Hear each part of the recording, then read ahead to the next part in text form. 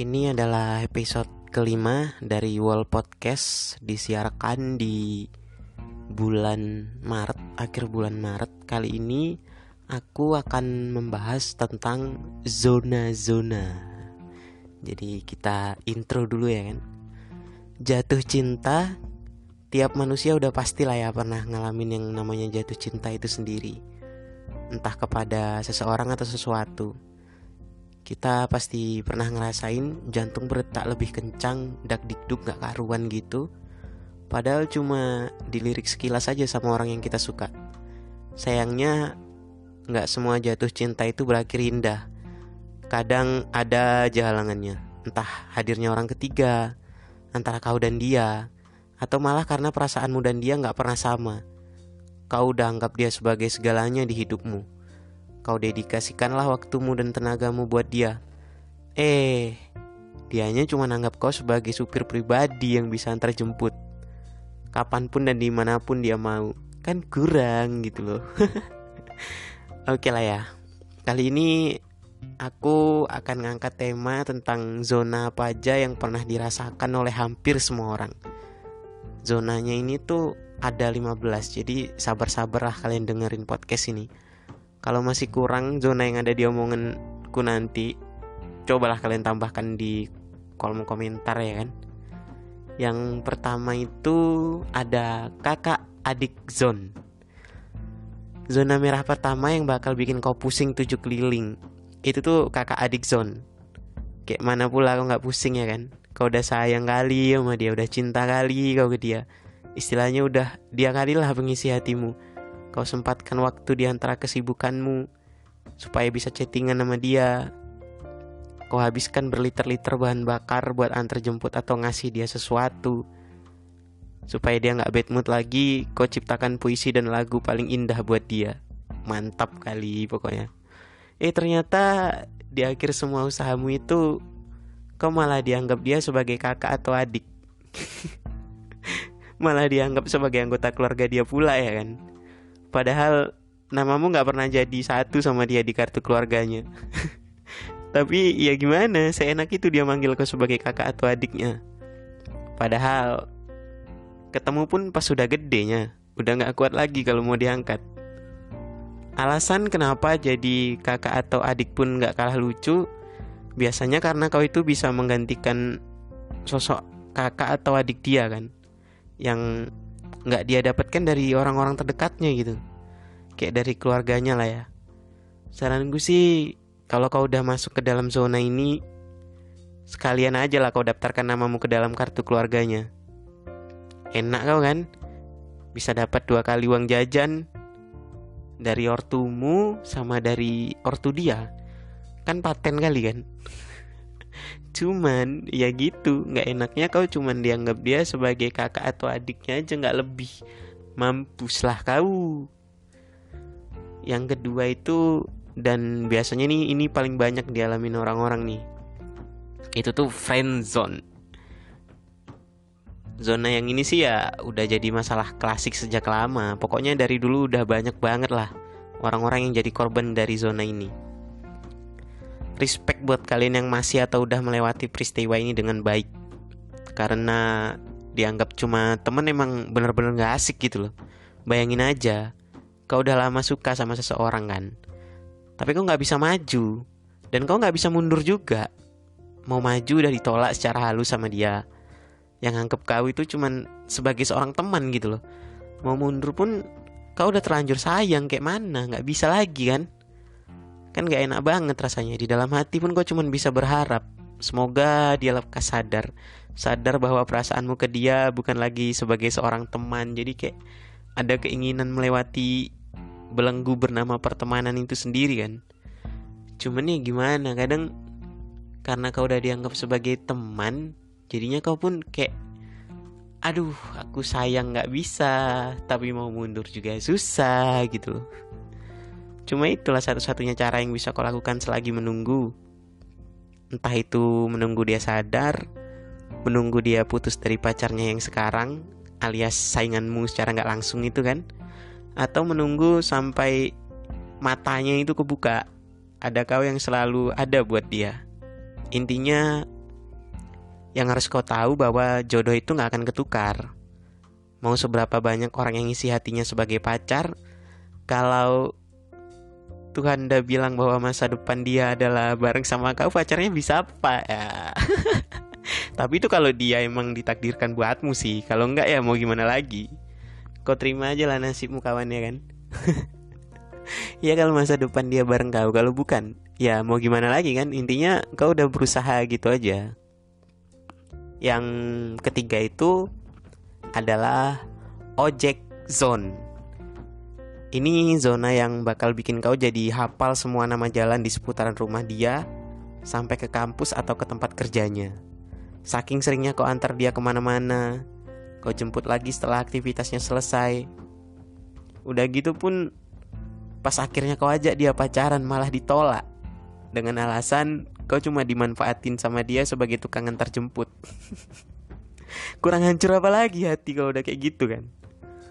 Padahal selama ini tuh kau rela panas hujan, badai gitu kan, terus terik, kau antar dia kemana-mana dengan siap siaga selama 24 jam 7 hari. Ternyata cuma dimanfaatkan sebagai tukang ojek gratisan dong. Sakit kali Wak, sakit sumpah itu. Kalau kau tahu kenyataannya kau bakalan sakit hati banget. Tapi ya udahlah ya. Kalau kau emang udah terlanjur masuk ke dalam zona ini ya kau nikmati aja lah. Anggap sebagai pengalaman baru buatmu ya kan.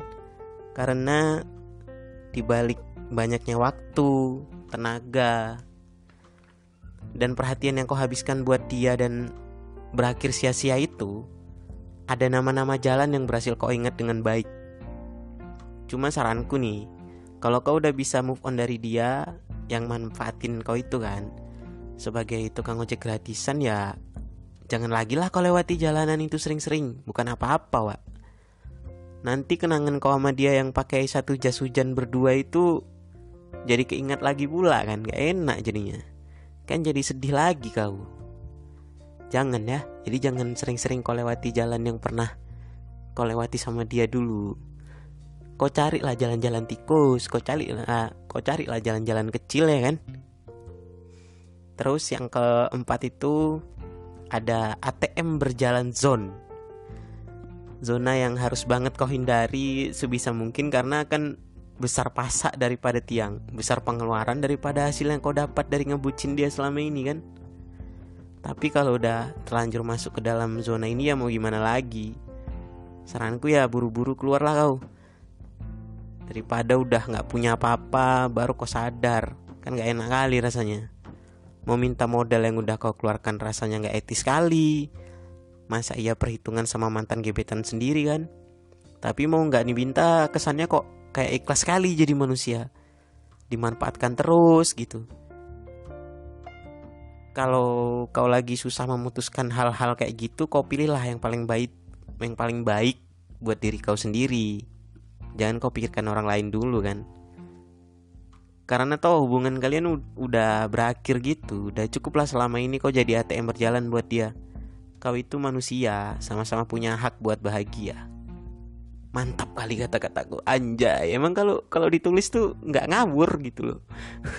Kalau yang kemarin kan aku nggak nulis tuh, random aja. Jadinya rada-rada ngawur dan nggak fokus ke satu hal dan nggak masuk gitu poinnya. Oke lanjut. Cukup sama dia aja lah kau jadikan diri kau itu ATM berjalan kan. Nanti kalau kau udah jalin hubungan lagi ya kau tahan dulu lah buat ngeluarin duit buat sesuatu yang gak terlalu penting.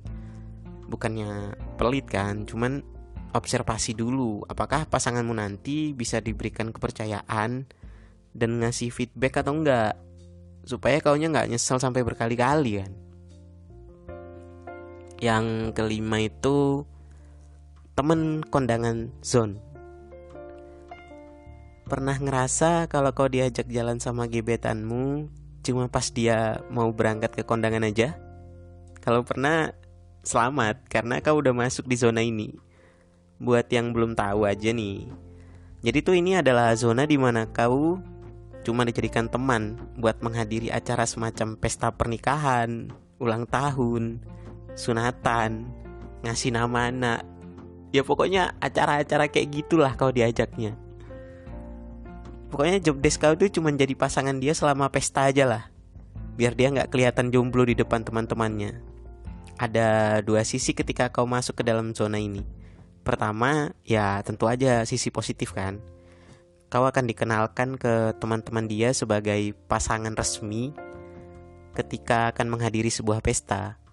Kau juga bisa jadi menikmati makanan pesta yang enak dan bermacam rasa serta variasinya gitu kan. Siapa tahu kau dapat zupa sup. Woi, zupa sup di pesta tuh kalau ada mantap kali tuh, Wak. Lumayan lah buat anak kos macam kau kan. Terus kau juga jadi bisa kenal sama orang-orang baru, dari teman-teman dia, keluarga dia, sampai ke mantan dia juga kau bisa kenal, nambah relasi gitu. Tapi ya ada juga sisi negatifnya kan. Kau bakal ngerasa gak enakan tiap mau nolak ajakan dia ke kondangan, karena selalu kau yang diajak sama dia. Terus pengeluaranmu juga bakal membengkak karena kau mesti kali ngasih amplop tiap datang ke kondangan. Anggaplah minimal kau ngasih 20.000 di dalam amplop. Kalau tiap bulan kau diajak 5 kali ke kondangan, berarti udah 100.000 yang kau keluarkan. Kalau udah kerja sih gak apa-apa, oke-oke aja. Cuman kalau masih ngekos, masih minta uang sama orang tua kan susah, pikir-pikir lagi lah. Cuman terlepas dari sisi positif dan negatif di zona ini tadi, yang penting jaga kesehatanmu baik-baik lah. Jangan kau sikat semua makanan di pesta itu, sakit perut kau nanti, bukan apa. Cuman kalau makan campur-campur nih, bukannya makin sehat kau sakit, iya.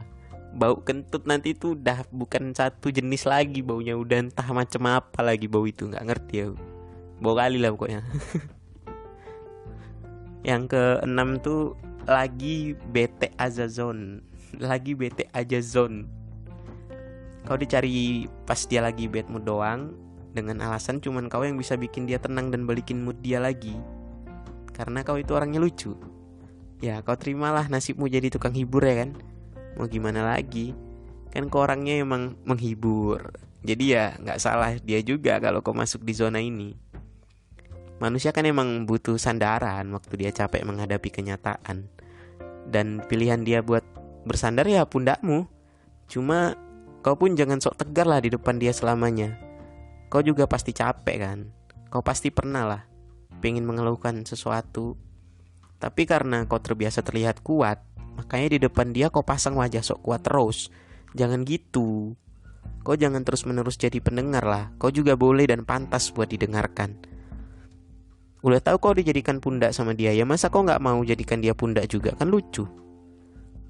Kalau kalian saling bercerita kan bisa jadi kau keluar dari zona ini, karena kalian semakin hari makin kenal sama diri masing-masing gitu. Lagi bete aja zone adalah zona di mana keadaan memaksa seseorang buat menemukan tempat untuk berbagi keluh kesah, berbagi masalah, berbagi perhatian, dengan tujuan ya menemukan bahagia, tawa, dan jawaban dari hal yang bikin hati itu ngegrenjel gitu. Apa sih bahasanya ngegrenjel itu? Kayak ada yang tercokol, apa sih? Kayak ada yang mengganjal, mengganjal di hati tadi. Jadi kau gak bisa kan menyalahkan orang-orang yang masuk ke dalam zona ini itu. Iya sih, emang ya mau gimana lagi, soalnya kau itu orang yang pas dianggap dia jadi tempat dia bersandar kan. Ya terima aja lah nasibmu. Yang ketujuh itu ada tanggal bagus zone. Wah, tanggalnya lagi bagus nih, kamu gak mau nembak aku gitu? Giliran udah dijawab kan, loh ya ayo jadian, malah dijawab sama dia, hehe aku bercanda, bilang gitu cuma karena tanggalnya bagus aja, maaf ya. Miif kindil mi. Jelek gak tuh? Kau udah keburu baper malah dibecandain pakai alibi tanggal lagi bagus kan. Orang-orang kayak gitu bisa masuk neraka bagian dalam, boleh gak sih? Karena udah mempermainkan hati orang lain kan, pakai alasan klise sama kayak semacam tanggal lagi bagus pula. Ya kalau tanggalnya lagi bagus terus kenapa gitu? Jangan bikin orang lain baper dan berujung kena tanggal bagus zone lah. Buat kau yang pernah atau lagi kena zona ini, banyakin sabar cuy. Manusia kadang emang suka gitu, diseriusin malah bercanda, giliran dibercandain dianya malah baper parah. Kan pusing banget jadi manusia. Pengen jadi batu bacang aja lah yang dicari. Waktu itu harganya mahal sih, kalau sekarang udah enggak. Dan buat kau yang sering gituin anak orang, tobat lah kau sebelum kena azab paling pedih kan. Gak mau kan? Nanti pas kau keterima kerja terus bosmu bilang gini, wah tanggalnya bagus nih, gak ada yang mau liburan apa? Pas kau jawab, ya mau lah bos, yuk liburan. Dijawab pula sama bosmu gini kan, ya udah sana liburan, sekalian bawa barang-barangmu, kamu saya pecat. Mampus kau udah digituin kau. Gimana lah kalau udah kejadian kayak gitu ya, mampus lah kau. Kalau kau orang-orang yang sering PHP-in orang lain, mampus kau kalau digitukan sama bosmu nanti pas kau udah kerja kan. Yang ke-8 itu ada bantuin nugas zone. Ini adalah zona dimana kau bertindak sebagai mentor pribadi dia. Karena dia punya tugas yang menumpuk dan kadang dia gak paham sama tugas yang dikasih guru atau dosennya itu. Akhirnya kaulah yang dimintain tolong buat bantuin dia ngerjain tugas kan. Memanfaatkan? Ya bisa jadi sih. Tapi selama kau menikmati diajak dia bikin tugas ya mau gimana lagi. Tapi ingat, kau boleh bantuin dia nugas selama tugasmu sendiri udah selesai kau kerjakan. Lakuin dulu tanggung jawab yang dikasihkan ke kau, baru kau bisa ngambil hakmu buat bantuin dia nugas. Jangan kebalik. Nanti tugasmu masih banyak, malah kau mati-matian ngerjain tugas dia kan, yang notabene gak ada hubungannya sama hidupmu. Bucin boleh, goblok janganlah. Oh iya, satu lagi. Karena kau udah dipercaya sama dia buat bantu ngerjain tugasnya, jadi kau harus sekali lah paham sama materi yang bakal kau kerjakan. Jangan karena dia yang ngajak kau yakan aja tanpa paham materi. Gak gitu cara mainnya. Nanti kalau jawabannya salah semua kan kau sendiri yang malu. Ya kalau cuman dapat nilai jelek karena kesoktahuanmu itu kan, kalau dia sampai ilfil terus jauhin kau kan kau sendiri yang susah nanti, ya nggak? Yang ke-9 itu ada GR zone. Pernah gak sih salah paham sama seseorang yang kau kira baik dan perhatian ke kau doang? Nyatanya tuh dia baik dan perhatian ke semua orang. Kalau pernah ya artinya kau masuk ke dalam GR zone ini. Ini tuh zona dimana kau salah mengartikan perhatian dia ke kau sebagai rasa sayang, rasa cinta, pokoknya rasa-rasa gitulah. Padahal dia bisa aja sama sekali gak menaruh rasa ke kau, cuman karena kau udah baper dan GR, jadi semua gerak-geriknya kerasa kayak buat kau banget. Buruan sadar lah jancu. Halmu udah kelewat batas itu. Emang bener jatuh cinta itu bisa bikin seseorang gak sadar kan, karena zat bahagia di dalam otak itu terus menerus keluar. Tapi coba nalarnya dipakai juga biar gak keblinger terlalu jauh. Jangan sampai pas chattingan kau balas sampai menyempatkan waktu, dia balas kalau ada waktu. Dan karena kau udah GR duluan, kau kira dia cuma balas chatmu aja. Gak gitulah. Dia juga punya kehidupan sendiri. Jadi kau gak boleh mikir terlalu jauh. Pastikan dulu dia baik dan perhatian ke kau atau ke semua orang. Saranku kalau kau suka atau jatuh hati ke seseorang, jangan terlalu ngasih hati kali lah di awal-awal ya kan. Sabar dulu, sabar. Semua butuh proses kan. Beras aja butuh beberapa saat supaya masak dan enak dimakan kalau udah jadi nasi. Masa iya kau udah GR duluan? Ya gak gitu kali lah. Santai dulu. Nikmati bobamu kawan, nikmati cetaimu kawan. Abis itu barulah kau pikir yang ku bilang dari tadi kan. Yang ke-10 itu ada bukan siapa-siapa zone. Zona yang ini ada hubungannya sama GR zone. Soalnya kau udah keburu gede rasa duluan ke doi, padahal dia tuh masih atau emang gak anggap kau siapa-siapanya kan. Intinya kalau kau udah masuk ke dalam zona ini, kau mundur dikit lah bodat. Bukan karena cantik atau gantengmu kelewatan, bukan karena itu. Tapi emang beneran yang mundur. Refleksi diri dulu aja, supaya kau sadar kau bukan siapa-siapanya. Tujuannya apa? Biar gak sakit hati berlebihan. Nanti kau anggap dia duniamu, tapi malah dia anggap orang lain lah dunianya. Terus kau apa? Ya mungkin angin yang sekedar lewat aja bagi dia sebelum kejadian kayak gitu. Makanya kau kusuruh mundur lah. Ada banyak manfaat dari refleksi diri tadi. Selain biar kau sadar, kau juga bisa lebih mengerti. Kau baca lagi balasan chat dari dia selama ini. Kau ingat-ingat lagi gimana respon dia waktu kau coba bikin dia tersenyum dengan lawakan-lawakan garing atau lawakan bapak-bapakmu itu kan.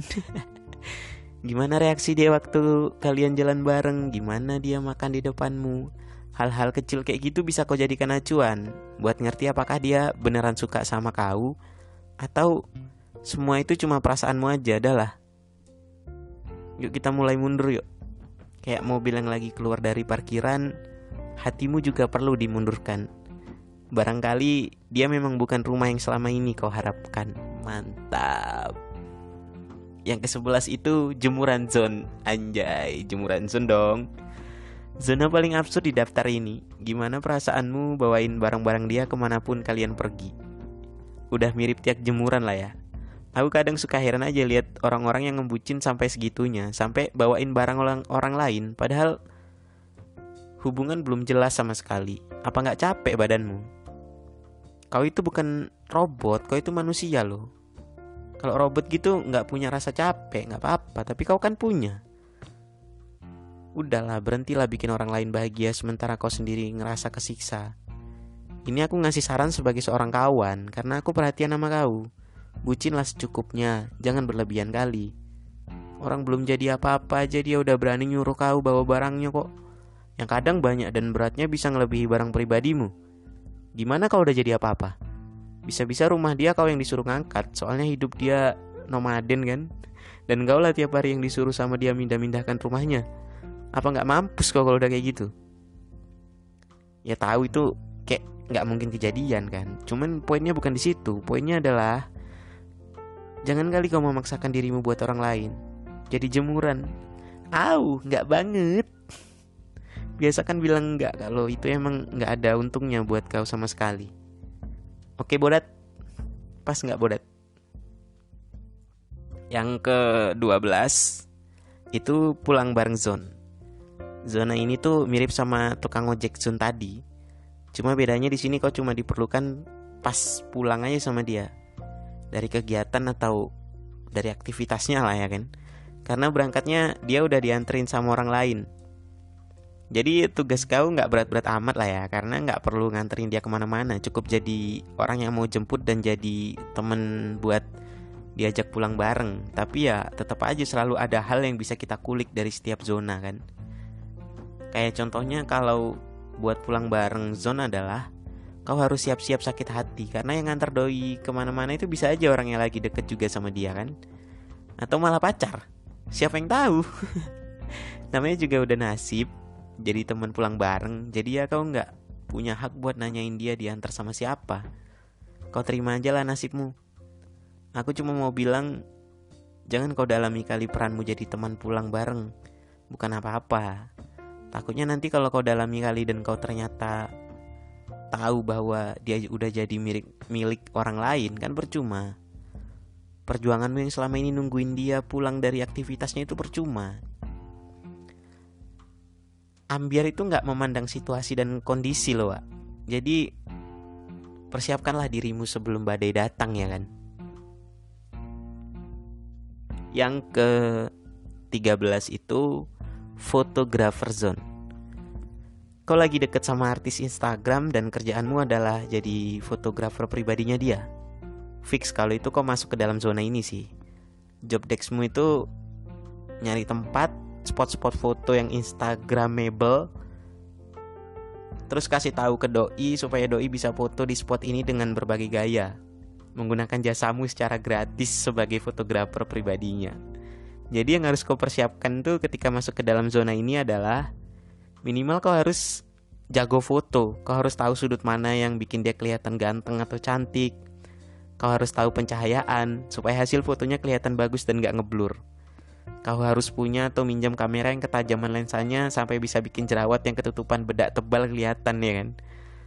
Terus kau juga harus sekali punya lengan dan tangan yang kuat, karena kau akan ambil banyak foto dia. Walaupun yang nantinya di post hanya beberapa sih. Dan yang gak kalah penting tuh matamu harus berfungsi dengan baik, alias punya penglihatan yang bagus buat menunjang lensa kamera yang udah tajam kayak omongan tetangga itu tadi.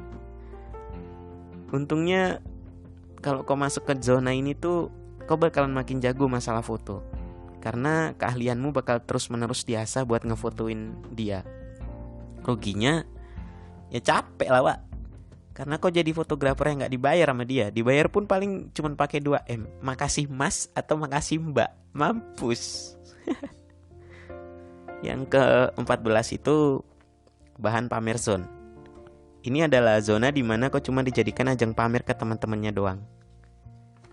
Jadi udah mirip barang mewah yang mesti banget dipamerin ke orang-orang lah ya, supaya mereka tahu kalau dia punya. Masalahnya adalah kau jadi gak paham apakah dia beneran nganggap kau sebagai gebetannya atau enggak. Karena dia butuh kau cuma ketika dia lagi pengen pamer ke teman-temannya. Sisanya ya gak tau lah. Kadang kau sendiri pun bingung gimana dia ke kau kan, apalagi aku. Saranku ya balik lagi, kau pastikan aja lah gimana dia ke kau. Kadang manusia karena suka mikir sesuatu yang ribet malah bikin hidupnya sendiri susah kan. Karena sering dipamerkan ke teman-teman doi, kadang kau jadi mikir kalau kau spesial di matanya. Padahal itu kan pikiranmu aja. Rambut manusia boleh sama hitam, hati siapa yang tahu kan gitu. Lagian aku suka kesel kalau lihat di sosial media ada orang yang pamerin pacar atau gebetannya buat dijadikan konten, alias bahan buat dia panjat sosial. Kesannya kayak yang gak ikhlas gitu loh. Kalian pacaran itu apa-apa dijadikan konten. Aku bukannya iri atau apa, cuman kalau kau emang beneran sayang, gak perlu pun kau pamerkan kayak gitu. Udah taunya dia kalau kau sayang sama dia kan. Nanti saking seringnya kau pamerkan kisah cintamu ke orang-orang di sosmed, tertikung pula. Baru nangis kejer-kejer kau. Gak berhenti-berhenti pula kau nangis nanti. Kalau udah kayak gitu apa? Habislah tisu di kamarmu ya kan? Cuman buat nangis saya. Padahal tisu kegunaannya banyak selain buat nangis. Yang terakhir itu pelarian zone. Ini yang terakhir dan yang paling sakit sih. Ketika kau udah terlanjur sayang ke seseorang, tapi ternyata kau cuma dijadikan pelarian sama dia. Banyak alasan kenapa seseorang butuh pelarian. Bisa karena dia habis di ghosting sama gebetannya, bisa karena dia baru putus dan belum bisa ngelupain mantannya, bisa karena dia butuh hiburan di sela-sela kehidupannya yang monoton, bisa juga karena dia lagi gabut dan iseng, terus gak sengaja dia nemu kau, akhirnya dia milih kau lah sebagai bahan pelariannya kan. Yang namanya pelarian itu sifatnya sementara, jadi kau gak bisa mengharapkan dia ada di hidupmu terus menerus. Ingat ya Bodat, orang yang datang tiba-tiba itu bisa hilang tiba-tiba. Oke lah, waktu hidupnya lagi kacau dia butuh kau kan buat bikin hidupnya terlihat baik-baik aja.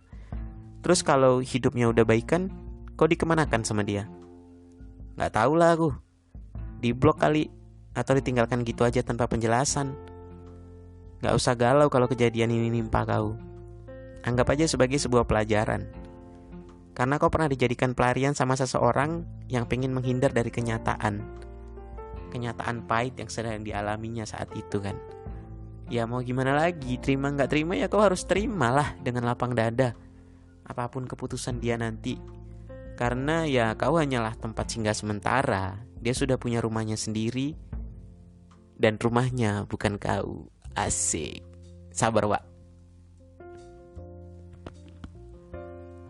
Oke lah, udah aku sebutin 15 zona tadi. Makasih buat teman-teman yang udah baik, udah mau dengerin podcast ini sampai akhir. Aku ucapin banyak-banyak terima kasih, karena aku bikin podcast ini juga buat kalian, buat nemenin aktivitas kalian di sana. Mungkin kalian ada yang lagi work from home, atau ada yang lagi self quarantine di rumah.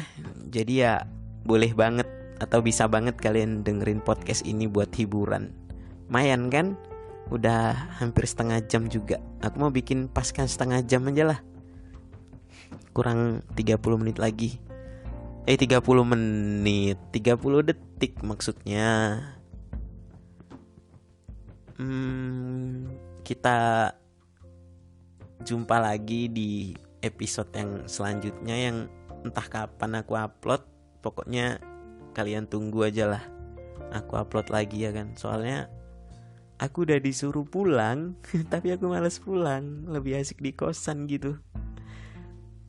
Ya tetaplah berbahagia, tetaplah sehat, jangan sakit. tetaplah waspada dan be aware. Sama ya, waspada sama be aware, ya itulah. Tetaplah berjuang dan bertahan sampai kita semua sama-sama melewati pandemi ini. Oke? Sampai jumpa di episode selanjutnya dari Wall Podcast. Terima kasih.